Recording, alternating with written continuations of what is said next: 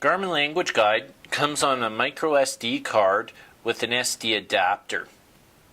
Depending on what GPS you're using, you're going to have to put this little card into the adapter before putting it into your GPS. So that's going to be the first thing that we do.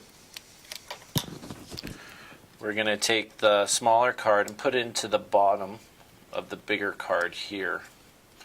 Once that is in, we just pop it into the side of the GPS while it's on. Now it's going to ask us if we want to install. Installing the language guide takes a few minutes, so we just have to sit and be patient.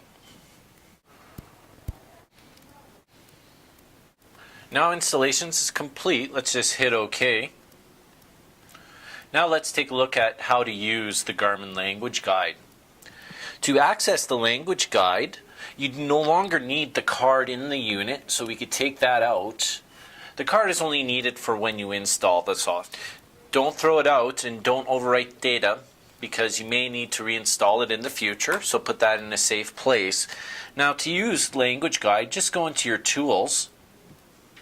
Look for the language guide option. I'm going to have to page down here. There it is right there, language guide. And then in language guide, it's going to allow you to translate different words and phrases, and it also gives you a bilingual dictionary. Let's just take a look at some translations. Let's look at recreation and camping. So at the top here, we have "Are dogs allowed?" So let's try that. Now it's going to translate from English to another language, and you could go either way. You could go from Spanish to English, English to Spanish, and so on.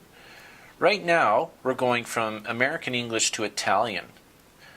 If you hit the little speaker beside the phrase, it's going to speak it for you.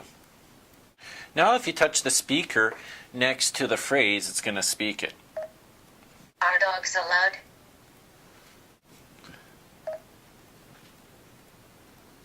Sono ammessi i cani? And you could change the language from one language to another in here. Let's go from American English to Latin Spanish.